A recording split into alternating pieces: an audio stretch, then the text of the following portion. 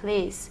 And in that way, we don't only have the local expertise, we also get the opinion of foreign investors that are already in the kingdom, because they obviously add a very interesting viewpoint again on how things went, how was their experience, and what is needed for them to make things easier.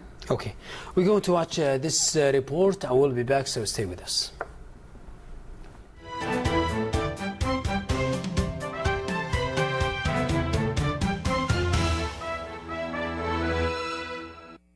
The forum, titled The Investment Opportunities in the Kingdom Available for Foreign Investors, under the sponsorship of both the General Commission for Investment and the Oxford Business Group, was held to discuss its annual report for the year 2008 on the features of the Saudi economy, and the HSBC Group sponsoring the report, which included numerous points that indicated the most favorable environment for investment, especially in the present time when the whole world is going through a piercing economic crisis, which analysts think may last for a long period of time, stretching up to 4 years or more. This is one report that aims at providing the investors the necessary information that will help them take the wiser decision and better plan their resources, cost, time and human capital. And we believe it's amongst our role to provide this information to investors locally and internationally. As you might know, Saudi Arabia has made a significant progress in the past 3 years on its ease of doing business and attractiveness for investment. This is measured and tracked by third-party reports globally. The World Bank report just ranked Saudi Arabia 16th a few days ago. And we believe that getting more third-party, special, credible reports will only reflect what this 16th of ranking is about. After the participants of the forum discussed and went through the main factors and strong points available in the kingdom's economic environment in the light of the global changes, and from the studies conducted by the Oxford Business Group, which included more than 120 sectors and over 80 commanding figures, we can be sure, by the will of Allah, that the Kingdom of Saudi Arabia's economic atmosphere is the strongest and most suitable for a foreign investor anywhere in the world. For Economic Horizons, Walid Al-Saleh, KSA 2.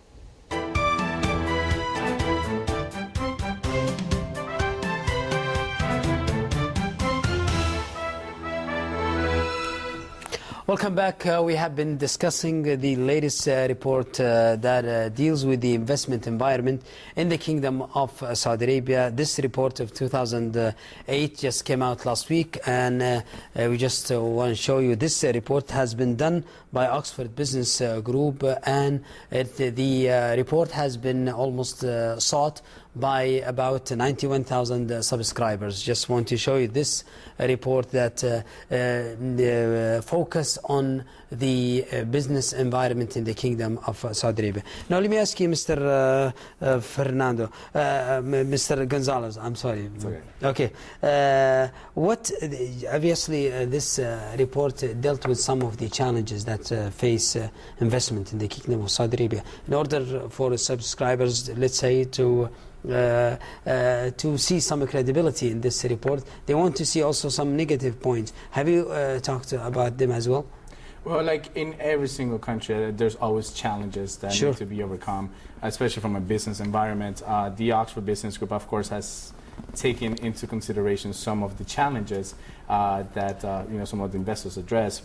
With that being said, it's still challenges that most of the new regulations, for instance, from the kingdom, through the vision of SAGIA, they're trying to address, and are challenges that need to be addressed in order to make its goal of becoming one of the top 10 competitive economies by 2010.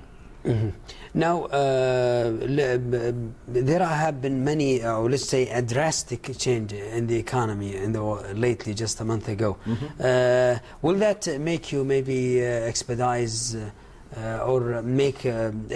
the process of producing another report for 2009? I would have to say that right now the global financial crisis is definitely, it's something that's on everyone's mind.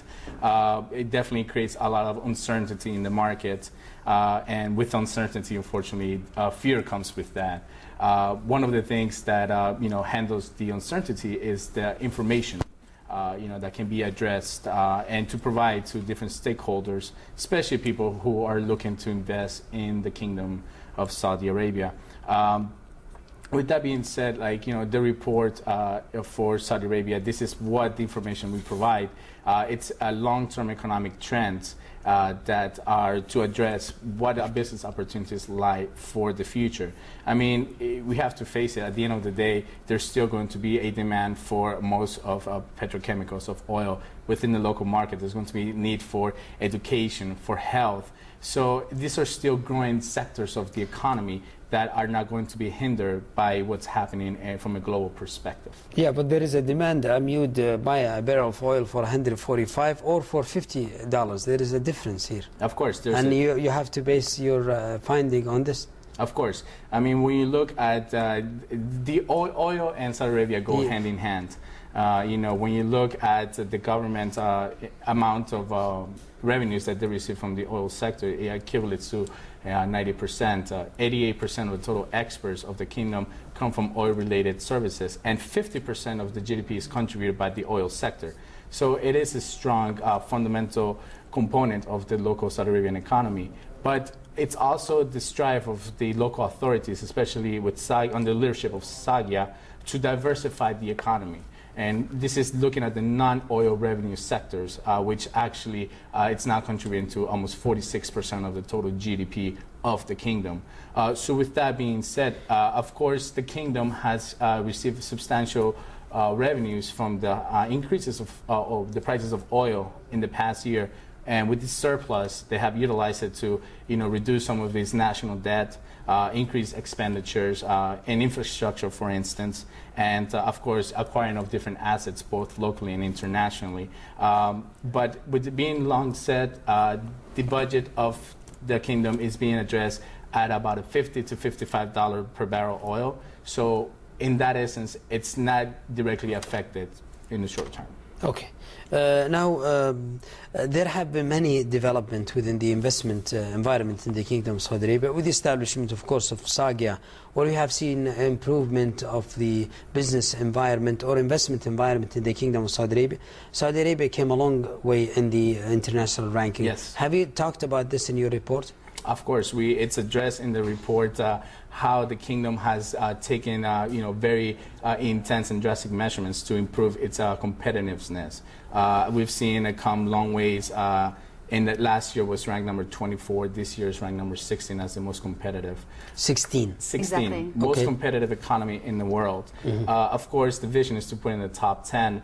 But as some people might indicate, it was challenging to get it to number 16. But it's going to be even a bigger challenge to bring into the top 10 because you're competing with economies who have been there for a very long time. But of course, you see a lot of new developments in the kingdom. For example, recently, the announcements by the CMA that will open its markets for swap agreements.